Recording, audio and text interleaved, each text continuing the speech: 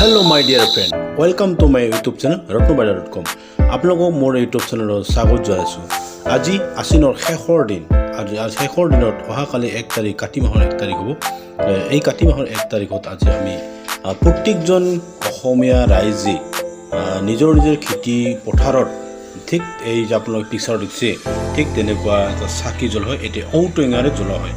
ঔটেঙা ফুল আপোনালোকে জানে এটো খোৱাটো ব্যৱহাৰ কৰিব পাৰি না আঞ্জা খাবলৈ ভাল লগতে এইটো মহিলাবিলাক ইয়াৰ ফলটো মূৰত ঘঁহি চাবোনৰ ব্যৱহাৰো কৰে যি নহওক এইটো তুলসী ধান আৰু ধূপ লগতে চাকি এনেকৈ আজিৰ দিনটোত মানে জ্বলোৱা হয়।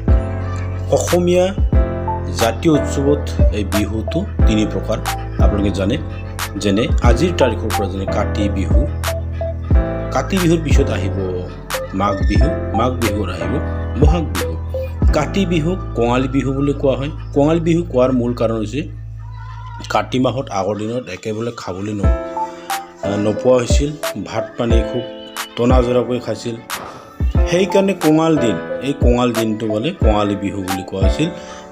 তাত পিঠা চিঠা খাবলৈ আনন্দ মনে এভেইলেবল পোৱা নাছিল তাৰ কাৰণে এইটো কঙালী বিহু বুলি কোৱা হয়। তাৰপিছত আহিব মাঘ বিহু কোৱাৰ মূল অৰ্থ হৈছে ইয়াৰ পিছত এই কাতি আঘোণ মাহত খেতিয়কে খেতি চপাব খেতি চপোৱাৰ লগে মা লক্ষী ঘৰলৈ আহিব আৰু মা লক্ষী আদৰি চপাই এসাঁজ খাবলৈ পাব তেতিয়া ভোগ বিলাস আনন্দ মনেৰে এভেইলেবল মানে নিশ্চিন্ত মনেৰে সকলোৱে খাব পাৰিব সেইকাৰণে ভোগালী বিহু বুলি কোৱা হৈছে এই মাঘ বিহু।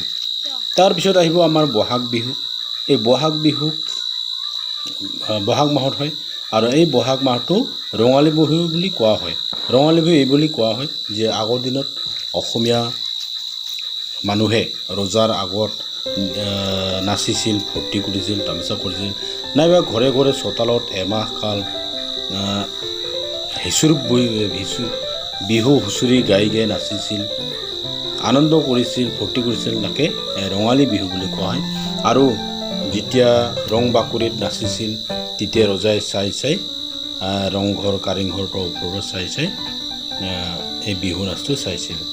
এমাহ কাল হয় মানে 30 দিনটো ৰং মনে আনন্দ মনে ফূৰ্তি কৰি সেয়েহে আমাৰ অসমীয়া জাতীয় উৎসৱৰ 3টা প্ৰকাৰ আপোনালোকে জানে কাতি বিহু মাঘ বিহু আৰু বহাগ বিহু।